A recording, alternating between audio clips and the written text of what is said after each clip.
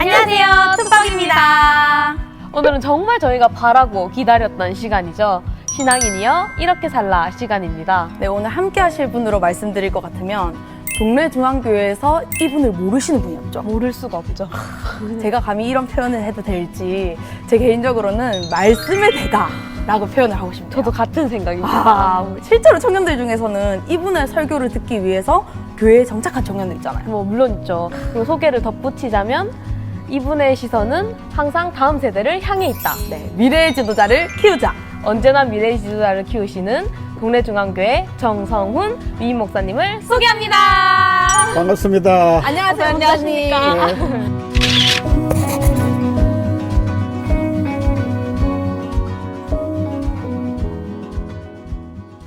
이렇게 저희 만나 뵙게 돼서 대단히 영광이고 또 감사하고 또 여러분 모두를 다시 축복합니다. 감사합니다. 저희가 정말 이 시간이 오기를 바랬었는데 진짜. 드디어 이 시간을 갖게 되네요. 꿈 같습니다, 지금 저는. 글쎄요, 저도 이런 생각을 한 번도 해본 적은 없었는데 우리 청년들의 이런 제안을 받고 우리 청년들이 정말 그 앞서가는 청년들이구나. 그런 생각을 하면서 아주 기쁘게 이 자리에 나올 수 있게 됐습니다. 너무 역시 감사합니다. 목사님, 넓으신 마음으로 저희를 네. 품어주시네요. 저희가 신앙인이여 이렇게 살라를 준비를 하면서 촬영 전에 청년들한테 질문을 받았어요. 위임 목사님께 궁금한 것 무엇이든지 물어보세요 했는데 정말 많은 질문이 왔었거든요. 그래요? 네, 이렇게 청년들 질문을 많이 했던 적이 잘 없었는 것 같은데 정말 많은 질문들이 들어왔는데 뭐 예를 들면 목사님은 모태신앙이신가? 아니면 목사님 하나님을 언제 만나셨는가? 이런 심지어 질문도 목사님 있었고. 첫사랑 얘기해 주세요. 이런 것도 있었고요. 저 개인적으로 이 질문이 너무 궁금했습니다. 그래요? 네. 앞으로 그러면 좀 자주 이런 모임을 가지면서 너무 좋습니다. 시리즈로 한번 저희가 요청을 드리도록 하겠습니다. 저희가 더 기회를 소개 만들어 문제 주시네요. 한번 풀어보도록 하겠습니다. 감사합니다, 목사님. 정말 순수한 질문들까지 많은 질문들이 있었는데요. 오늘은 지금 저희가 포스트 코로나 시대를 네. 지나고 있으니까 포스트 코로나 시대의 주제에 맞는 질문으로 5가지 정도로 포스트 코로나는 아니고 위드 코로나. 위드 코로나. 네. 위드 코로나에 맞춰서. 위드 코로나라는 주제에 맞춰서 5가지 질문을 뽑아왔습니다. 네. 그러면 하나씩 여쭤보면서 나눠보도록 하죠. 그래요. 예. 그럼 첫 번째 질문 바로 드려보도록 하겠습니다. 예. 첫 번째 질문부터 신앙인이라면 누구나 궁금해할 만한 질문인 것 같아요. 그래서 첫 번째 질문은 코로나 상황이 이제 우리 상황을 많이 변화시켜 줬잖아요. 학업이라든지 경제활동이라든지 거의 모든 부분에서 위기라고 이제 표현을 많이 하는데 이런 상황 속에서 우리 신앙인들은 어떤 마음으로 이 위기를 바라봐야 할까요? 네. 아주 좋은 질문 하셨네요. 이 코로나 바이러스라는 그 지각 변동이 온 세상을 지금 그 강타하고 있지 않습니까? 이런 상황을 우리가 처음부터 예측했던 건 아니고 시간이 갈수록 이 변화가 너무나 크고 강력한 변화구나라는 사실을 이제 우리가 절절히 지금 느끼고 체험하고 있지 않습니까? 그런 상황에서 이제 오늘의 변화를 빅 체인지라 이렇게 큰 변화라 이렇게 격변의 시대라 이렇게 뭐 표현해도 되지 않을까. 그 앞서 말씀하신 것처럼 이 변화가 어느 지역적인 변화가 아니고 모든 분야에 이 변화가 지금 요동치면서 그 이제 모든 질서나 또 체제나 또 제도나 기준이나 상식이나 일상이나 이 모든 것을 이 뒤죽박죽으로 만들고 있는 그런 변화의 시대거든요. 네. 어떻게 보면 변화가 조용하게 일어나는 것 같이 보여도 그 안으로 들어가 보면 그 이 변화가 부글부글 끓고 있다. 이렇게 말할 수 있겠죠. 이 변화의 특징을 그 정리해 본다면 그 불안전성, 불확실성, 그리고 불규칙성, 그리고 불연속성, 이런 그 법칙을 가지고 있지 않나 이런 생각을 해봐요. 그래서 불안전성이라고 하는 것은 안전을 위협하고 있고 불확실성이라고 하는 것은 그 미래를 예측하기가 어렵다고 하는 네. 그런 변화의 특징이 있고, 또 불규칙성이라고 하는 것은 그 이 바이러스가 확산되느냐 아니면 그 주춤해지느냐에 따라서 변화가 급격하게 달라지는 이제 이런 상황을 우리가 맞이하고 있고, 그 불연속성이라고 하는 것은 그 변화가 단기적으로 일어나는 것이 아니고 그 이 불연속이라고 하는 것처럼 그 변화가 뚝 끊어지는. 예. 그러니까 그 다음에 어떤 변화가 올지 모르는 그런 상황에 이제 우리가 네. 처해 있다라고 할 수 있겠죠. 그래서 이런 그 변화 속에서 이제 신앙인들이 이 변화를 어떻게 바라봐야 하고 또 이 변화를 어떤 식으로 이제 대처해 나가야 되느냐. 네. 저는 이런 말씀을 드리고 싶어요. 이 코로나 바이러스라고 하는 이 어떤 빅체인지의 시대 속에서 이 시대 상황을 너무 부정적으로, 비관적으로, 회의론적으로 볼 필요는 없겠다. 이런 표현이 어울리겠는가는 모르겠지만 신앙적 낙관론. 그러니까 이 신앙적 낙관론이라고 하는 것은 그냥 막연한 그 어떤 낙관적인 그런 생각이 아니고 그 신앙적인, 다시 말해서 하나님의 섭리적인 차원에서 바라볼 때 이 변화를 통해서 하나님께서 뭔가 새로운 일을 하실 것이다 라고 하는 뭐 기대감까지는 아니더라도 이 상황을 좀 더 우리가 긍정적인 시선으로 뭔가 어떤 기회의 시선으로 바라봐야 되지 않겠나. 그래서 이 세상을 보는 이제 두 가지 눈이 있는데, 하나는 이 땅, 그 먼동이라고 하는 시선으로 보느냐, 아니면 더스크, 석양이라고 하는 관점으로 보느냐. 그러니까 미술하는 사람들이 제일 구분하기 어려워하는 게 뭐냐면 지금 시간이 해가 뜨는 시간이냐, 해가 지는 시간이냐. 그림만 봐서는 네. 구분하기가 상당히 어렵단 말이에요. 네. 예. 뜨는 거나 지는 거나 그 노을이 네. 지고 하는 거는 비슷하기 때문에, 그래서 그 신앙인들은 어떤 위기 상황 속에서도 그 하나님께서 그 신앙인들을 통해서 또 신앙인들을 사용하셔서 또 도구로 삼으셔서 뭔가 어떤 새로운 역사를 진행시켜 나갈 것이다 라고 하는 이런 좀 희망의 신학이라고도 할 수 있겠지만 좀 더 신앙적인 낙관으로 보고 대담하게 이 변화를 좀 받아들이면 좋겠다. 이런 생각이 있고요. 또 하나는 이제 위기를 기회라고 이제 많은 사람들이 이제 얘기를 하는데, 위기가 기회가 될 수 있는 것은 그 위기를 통해서 새로운 방향이 전환될 수 있다는 거예요. 그 위기라는 그 크라이시스라고 하는 단어는 이 산을 오르면은 이제 올라서 고개를 넘어가는 그 분수령이 네. 있단 말이에요. 네. 그 분수령에 해당되는 단어가 크라이시스예요. 그러니까 그 분수령을 이제 어떤 시선으로 바라보느냐에 따라서 그것이 이제 기회가 될 수도 있고 그것이 말하자면 절망적인 그런 그 생각으로 빠질 수도 있는 거죠. 그래서 위기를 기회로 만들어가기 위해서는 그 위기라고 하는 것이 우리에게 가져다 주는 그 위협을, 네. 그 도전을 네.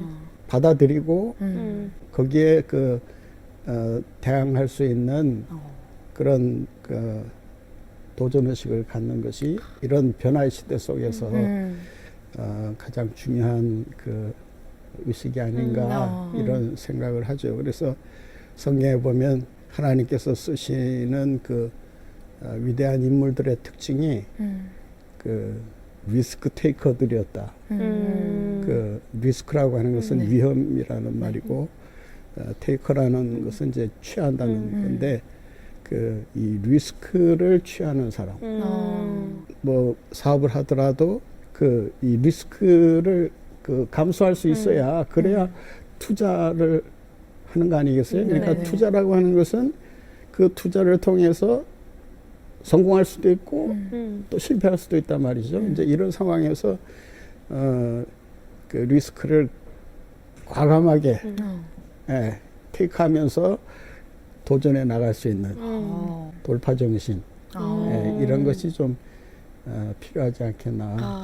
그래서 이제 아브라함도 내가 보여줄 곳으로 떠나라 했을 때 모든 것을 두고 떠날 수 있는 그 굉장히 그 두고 떠나야 될 것들이 위험한 것들이거든요.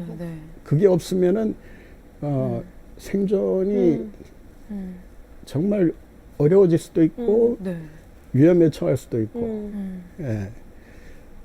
그런 상황에서 이제 그 모든 것을 다 감수하면서 그 미지의 땅을 향해서 도전해 나가는 이제 이런 정신이 좀 있어야 되겠다 생각을 하고 또 하나는 이 변화가 우리에게 요구하는 것이 이제 뉴 모럴이라고 하는 새로운 기준, 새로운 표준, 새로운 가치, 뭐 여러 표현이 가능한 단어인데 이런 그 새로운 가치, 새로운 기준을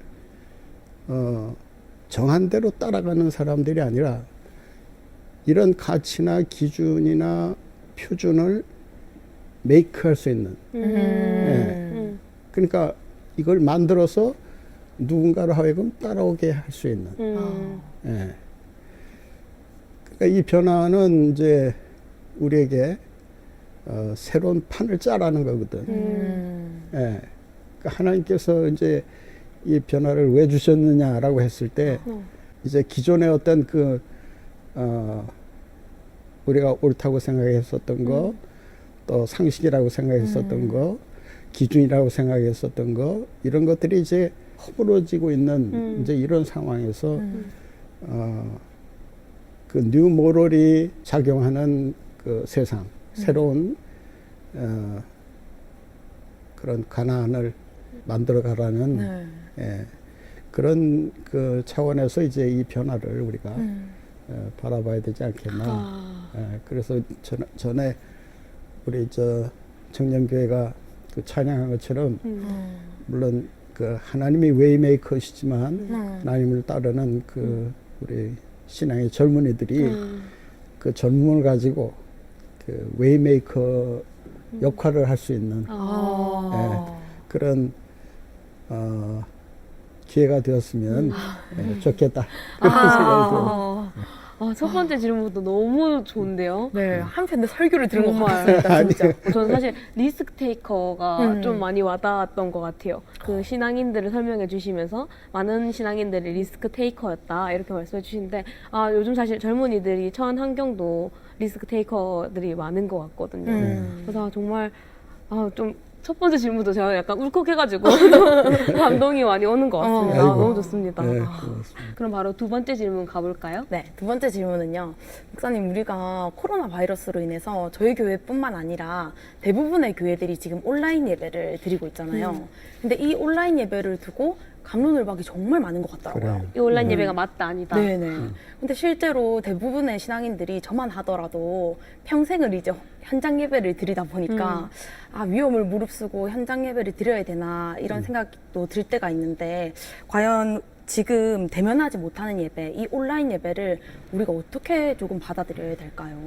지금 상황이 그 언컨택 네. 시대란 말이에요. 네. 그 비대면 네. 이제 시대 상황이고 이 시대 상황 속에서 정말 예배를 예전처럼 대면 예배로 드려야 되느냐 아니면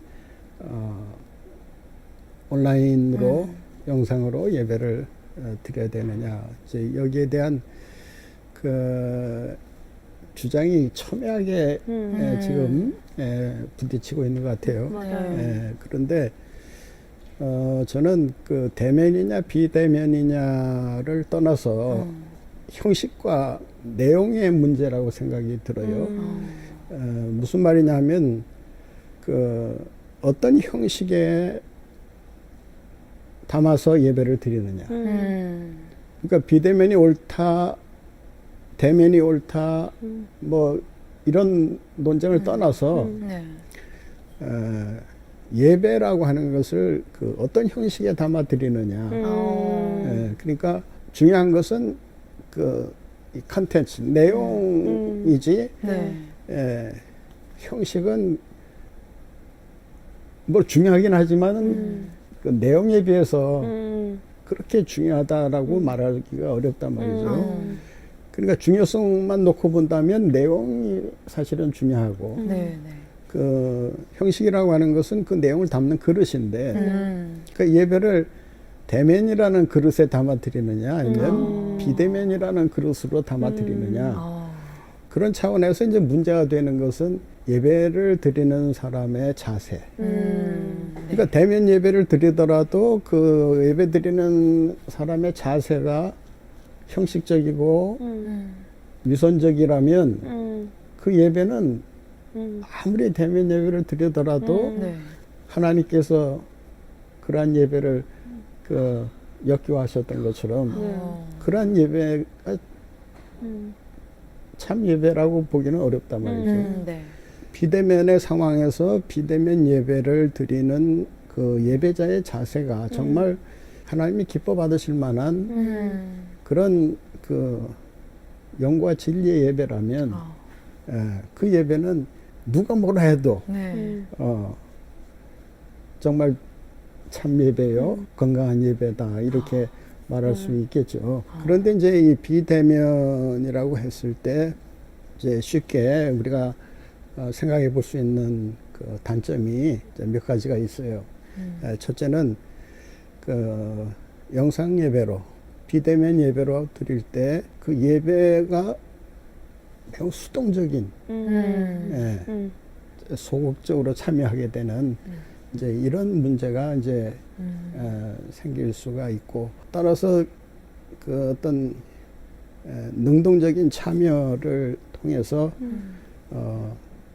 자신이 정말 1대1로 하나님과의 어떤 그 만남과 교제를 통해서 은혜를 체험하는 이제 이런 이제 예배를 드리기가 좀 힘들다고 하는 측면이 하나 있고 또 하나는 그 이제 예배 본질을 훼손시킬 수 있는 그 이제 훼손시킨다고 하는 것은 깊이 들어가지 않더라도 그 이제 예배를 드리는 사람이 그 예배 순서를 자기 마음대로 건너뛰거나 생략할 수 있다는 거죠. 그러니까 어떻게 보면 인본주의적인 예배가 되기가 쉽단 말이에요. 그러니까 예배라고 했을 때 그 예배는 그 쌍방적인 네. 이 통로를 통해서 이제 온전한 예배가 이제 드려지는데 그 쌍방적인 통로라고 하는 것은 하나님이 이제 우리를 향해 오시는 그 통로가 하나 있고 네. 또 하나는 우리가 기도나 찬양을 통해서 헌금을 통해서 하나님께로 향해 가는 네. 이런 그 통로가 이게 균형 있게 잘 그 조화를 이루어야 되는데 이제 비대면 예배일 경우는 예배 순서 가운데 자기가 임의로 그 예배 순서를 골라서 들을 수 있단 말이에요. 그러니까 예배 시간이 이제 있으면 설교면 설교, 찬양이면 찬양, 네. 뭐 간증이면 간증, 이제 이런 그 이제 자기 선호에 따라서 이제 주사 선택을 하게 되는 이제 이런 문제가 있을 수 있다는 거죠. 또 하나는 그 앞서 얘기한 거하고 좀 이렇게 좀 비슷한 맥락에서 그 생각해 볼 수 있는 것은 예배가 상품화 될 수 있는 예. 영상 예배도 어떤 의미에서는 컨텐츠 아니에요. 우리가 어떤 우리 자신의 어떤 그 신앙 고백을 그 영상을 통해서 이렇게 네. 이제 보여주는 건데, 그 유튜브나 이제 이런 그 인터넷을 이제 들어가 보면 조금 표현이 적절할지 모르지만 예배 시장이 형성돼 있다. 네. 그러니까 사람들이 이제는 자기가 좋아하는 그런 예배, 네. 예, 자기가 좋아하는 설교, 예, 그런 것만 이제 그 소비하는 이제 조금 지나친 표현일지 모르지만은 이제 그런 실용주의적인 이런 그 마인드가 예배 안에 들어올 때 그러한 예배가 진정한 의미에서의 예배이겠는가 이제 이런 생각이 들고 또 이제 비대면이라고 했을 때는 이제 장점이기도 하고 단점이기도 한 것이 시간과 장소를 초월한다는 거거든요. 네, 네. 그렇죠. 그러니까 이 주일이라고 하는 그 시간 제한, 대면 예배는 주일이라고 하는 그 시간 제한이 딱 있잖아요. 네. 예. 그런데 비대면 예배는 그 영상으로 나가면 뭐 주일이 아니라 자기가 좋은 시간에 예, 얼마든지 앉아서도 들을 수 있고 누워서도 들을 수 있고 뭐 여러 가지 어떤 그 예배에 대한 이제 그런 그 문제들이 이제 좀 생길 수 있다. 네. 또 장소의 장벽을 이제 초월한다고 하는 점에 있어서는 어디서나 예배 드릴 수 있다는 장점은 있지만 네. 어디서나라고 했을 때 그 어디서나 드리는 그 예배가 정말 하나님과의 그 진정한 만남과 교제를 갈망하는 네. 그런 차원에서 정말 은혜를 사모하면서 드리느냐 이제 이런 문제가 좀 있지 않을까 네. 생각을 해요. 그러니까 예배는 뭐 어떤 형식으로 드리느냐보다도 그 예배를 통해서 정말 하나님과의 진정한 교제가 이루어지느냐 이제 그것이 더 중요하지 않을까 그런 생각을 해봐요. 정말 이런 표현을 써도 될지 모르겠지만 요즘 젊은 세대들 말 중에 뼈를 때린다는 말이 있어요. 아이고 정말 뭐 그 정도는 아니에요. 팩트를 이렇게 콕 집어내는 그런 답변이었던 것 같은데 정말 예배의 본질을 다시 깨닫게 되는 네. 그런 답변이었던 것 같습니다. 너무 좋습니다. 비유도 너무 놀랐습니다. 네. 그릇이 아닌 내용에 집중하는. 그렇죠. 정말 너무 그래서 좋습니다. 너무 좋네요. 네. 다음 질문 바로 가보도록 하겠습니다. 그래요. 다음 질문은 이제 코로나 바이러스가 엔데믹이 되기를 이제 많은 사람들이 바라고 있잖아요. 그러면서 미래에 대한 걱정을 좀 안 할 수가 없게 된 것 같은데 사실 직업적인 부분이나 뭐 미래 사업 심지어는 종교 생활 등까지 뭐 언택트로 하는 것에 이제 많은 사람들이 익숙해져 버렸잖아요. 그럼 이제 코로나 시대가 끝나고 이제 우리는 온라인과 오프라인 중에 어디에 방점을 두어야 할까요? 이 코로나 사태가 있고 나서 네. 어느 사회학자가 이런 말을 했어요. 그 코로나가 끝나고 이제 어디로 돌아갈 거냐, 예전으로 돌아갈 거냐, 이제 그런 얘기를 하면서 그분이 그 내린 결론이 뭐냐면은 제3의 자리로 이동할 것이다. 그 제3의 자리라고 하는 것은 그 현실 세계와 가상 세계가 공존하는. 네. 예. 그러니까 온라인과 오프라인이 함께 그 작동하는 이제 그런 이제 자리로 돌아갈 거다. 그러니까 이제 무슨 말이냐면 이제 다시 돌아가더라도 그 뉴모럴이라고 하는 그 이제 새로운 그 비대면 그 상황 속에서 또 생활하면서 나름대로 정해진 법칙이나 어떤 질서들이 그대로 유지되면서 이제 이 둘이 같이 동행할 거다. 이런 얘기를 하는데 저도 거기에 전적으로 동감하면서 이제 한국 교회가 저희 포스트 코로나 이제 코로나 이후에 어디로 돌아갈 것이냐라고 했을 때 많은 사람들이 예전에 그 코로나 이전에 우리가 그 누리던 그 신앙생활 네. 또 교회 생활을 그대로 이제 다시 회복해야 된다. 이제 이런 말을 하는데 저는 거기에 대해서 좀 다른 생각을 가지고 있어요. 그 이제 어느 정도는 회복되겠지만은 네. 온라인 세상이 훨씬 더 강화되지 않겠는가. 그러니까 그런 의미에서 이제 뭐 사회도 많은 변화를 겪겠지만 이제 교회도 가지고 있었던 고정관념이나 통념을 좀 이제 깨트리고 네. 이제 복음 전파를 위해서 더 적극적으로 활용하고 그 강화시켜 나가야 되지 않겠나 이런 생각을 하고 있어요. 온라인과 오프라인 둘 다 네. 병행을 해야겠다. 예. 저는 되게 한쪽으로 많이 치우쳤었거든요. 아, 예전으로 돌아가야 된다는 의견들이 좀 있길래 그래 예전으로 돌아가야지 또 이렇게 하다가 돌아갈 수 없다는 의견들 들으면 되게 많이 흔들렸었는데 네. 야, 답변을 이렇게 해주시니까 이 둘 다 공존해가지고 온라인으로 좀 더 복음 전파를 할 수 있는 방안을 좀 많이 저희가 연구를 많이 해야 될 것 같아요. 미래를 정말 잘 준비를 해야겠다라는 생각이 드는 것 같습니다. 너무 좋습니다. 그럼 네. 네 번째 질문 바로 네. 가도록 하죠. 이런 질문이 또 들어왔어요. 코로나 시대를 지내면서 요즘 뉴스를 보니까 교회에 대한 시선들이 그리 좋지만은 않은 것 같더라고요. 제가 너무 마음이 안 좋았었는데 이제 어디 가서 교회 다닌다 이렇게 자신 있게 얘기하기도 참 어려운 것 같은데 이 시대에 우리 그리스도인은 교회는 어떤 모습을 갖추고 또 어떤 모습을 보여야 될까요? 교회가 일단 착한 교회가 돼야죠. 아. 착한 교회가 돼야 되는데 착한 교회요. 그 착한 교회라는 것은 뭐 하나님으로부터도 칭찬 들어야 되지만 세상 사람들로부터도 칭찬 듣는 네. 그런 교회가 돼야 하지 않겠나. 아.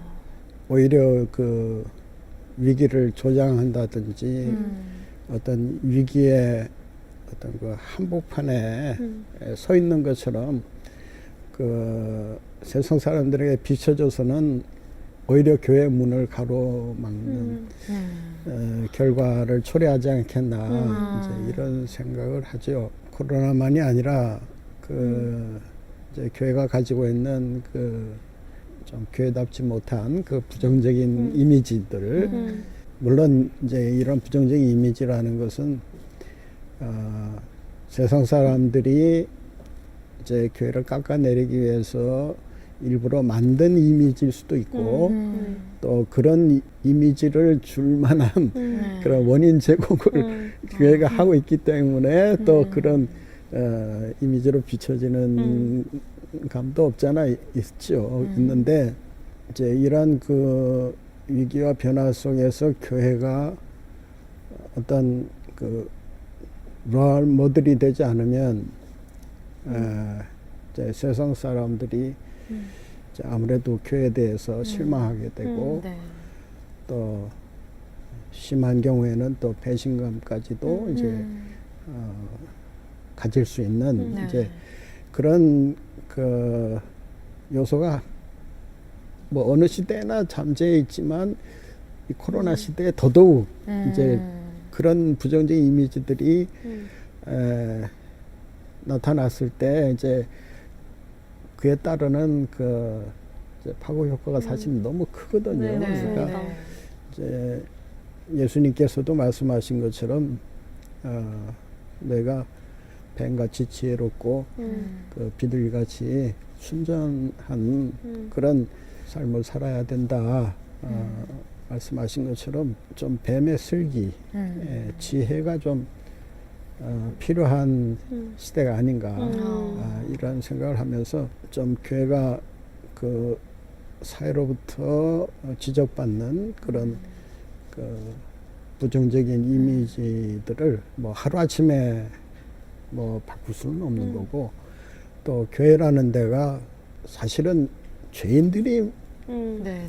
그 모인 공동체이기 때문에 물론 어디나 다 마찬가지겠지만 교회가 불완전한 것이 아니라 사람이 불완전하기 때문에 네네. 교회가 불완전한 것처럼 보이는 거거든요. 그러니까 네.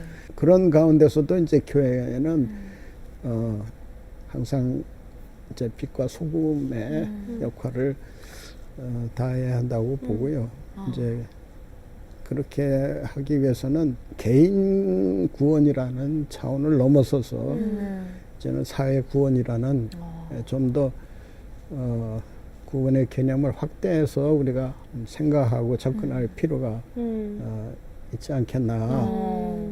그동안 이제 개인 구원이라고 하는 걸 너무 강조하다 보니까 교인들의 신앙이 전부 이제 교회 안으로 자꾸 이제 이 숨어 들어오면서 이제 개토화되는, 네.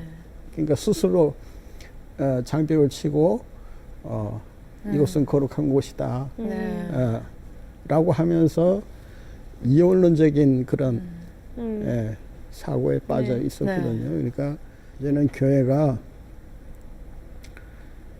이 코로나 시대를 통해서 이제 탈예배당화되고 있는 것처럼 그 이제 교회라고 하는 어떤 그 울타리를 넘어서 이제는 그 적극적으로 그 사회 속으로 그 깊이 침투해 들어가는 이런 시도들이 이제 좀 과감하게 있어야 되겠다. 그냥 그런 부정적인 이미지를 스스로 뭐 인정하면서 패배주의에 빠질 필요는 없다고 생각이 들고 그런 현상은 뭐 어디나 다 있는 거고 이제 그렇다고 해서 이제 또 그 사회가 보는 그런 시선을 또 무시할 수는 없는 거니까 교회가 교회만이 할 수 있는 그런 어떤 차별화된 그런 신앙생활을 통해서 사람들의 그 인식을 좀 바꾸어 놓는 이런 사역이 좀 활발하게 펼쳐지면 좋겠다. 이제 그런 차원에서 이제 그 사회적 책임, 네. 교회가 감당해야 될 사회적 책임, 그리고 이 공공신앙, 사적인 그런 신앙을 넘어서서 좀 공공신앙, 그러니까 모든 사람들에게 이제 신앙을 가지고 산다는 것이 얼마나 유익되고 또 사회를 개선시키고 더 아름답게 만들 수 있는가, 그런 걸 이제 좀 많이 보여줘야 되지 않겠나 그런 생각하죠.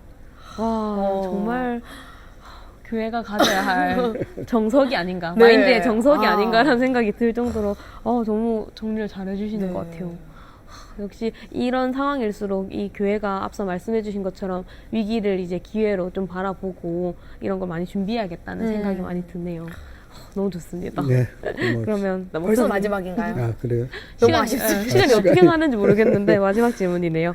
마지막 질문은 이제 4차 산업혁명 시대로 들어섰고 코로나 바이러스로 인해 미래가 급변하고 있잖아요. 사실 스마트폰처럼 이제 기술 발전이 이미 어떤 영역은 많이 변화가 되어 있고 다가올 급변하는 미래를 대비하겠다는 생각이 많이 드는 것 같은데, 그렇다면 포스트 코로나 시대가 지나가고 이제 다가올 미래는 어떻게 준비해야 될까요? 그리고 미래 사회에는 어떤 사람을 필요로 할까요? 뭐 어느 시대나 마찬가지겠지만 특히 이제 포스트 코로나 시대가 이제 우리에게 찾아올 때 믿음의 젊은이들이 어느 시대가 되었든 그 항상 가지고 있어야 되는 것이 몇 가지가 있는데 그 첫째가 그 시대의 변화를 읽을 줄 아는 통찰력. 그냥 변화의 그 규칙을 알지 못한 채 그냥 변화에 끌려가는 사람들이 아니고 그 어떤 그 변화의 그 핵심을 꿰뚫어 볼 수 있는 이런 그 직관력, 통찰력이 필요하다. 그래서 지금 우리가 살고 있는 시대가 어떤 시대다, 여기에 대한 그 분명한 나름대로의 그 시각이 네. 예, 좀 있어야 되겠다. 음. 이제 요즘 하는 말이 이제 이 포스트 코로나 시대가 되면 Z 세대가 가고 이제 다시 새로운 네. 알파 시대가 열릴 것이다. 예, 그래서 이 알파 세대를 지금 얘기하거든요.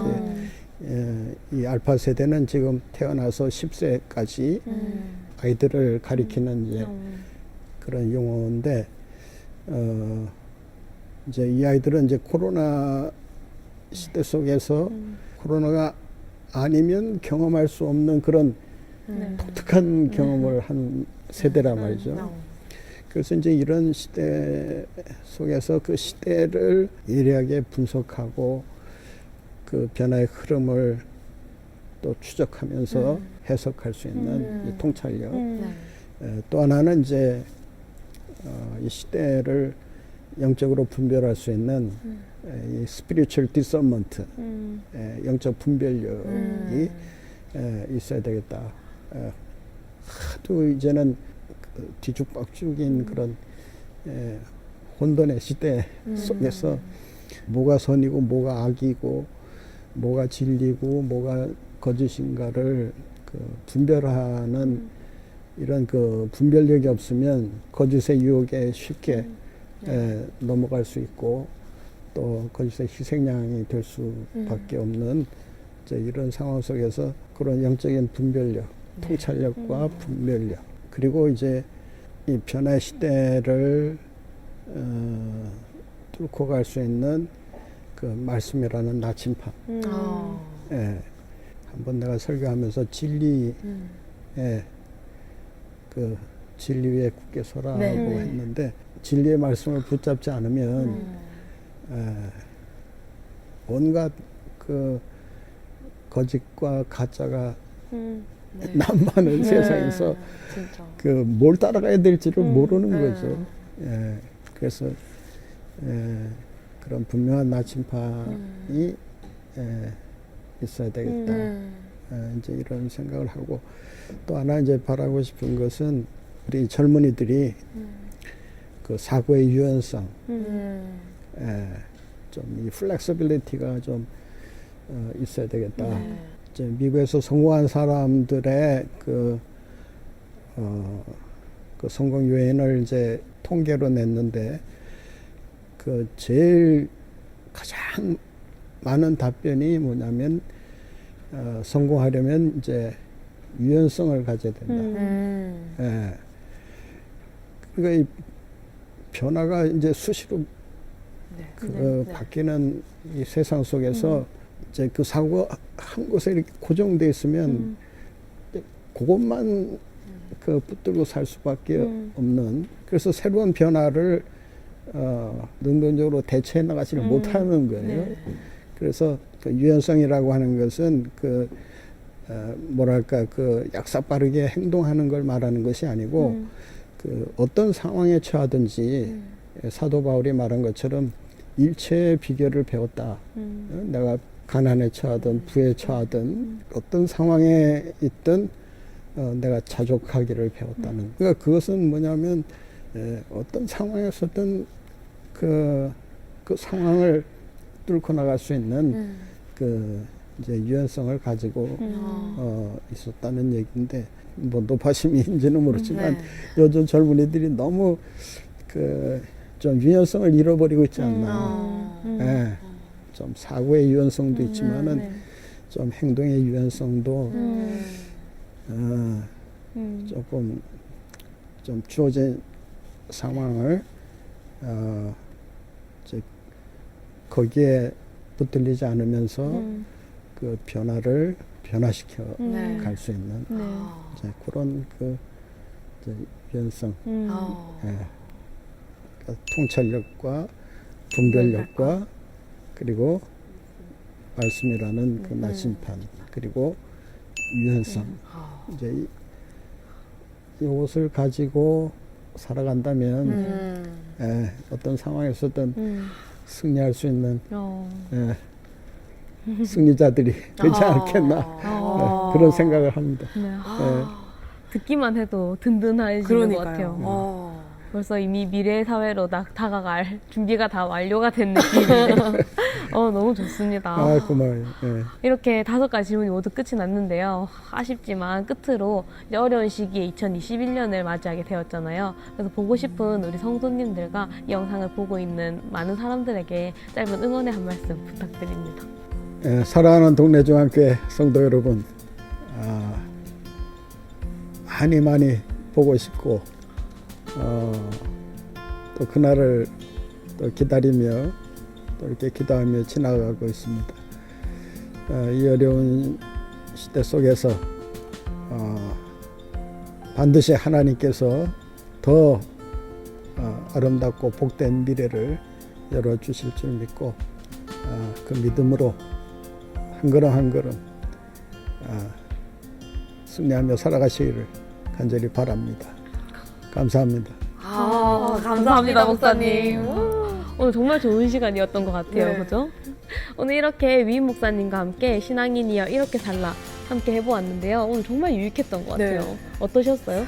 저는 오늘 말씀을 들으면서 정말 고민이 많았었거든요. 이 시대를 어떻게 살아가야 되는지 고민이 많았는데 말씀을 듣고 조금 생각의 방향이 잡힌 것 같아서 너무 좋았고 위 목사님과 이렇게 한 이 시간이 마음속에 오래오래 많이 남을 것 같습니다. 아이고, 감사합니다.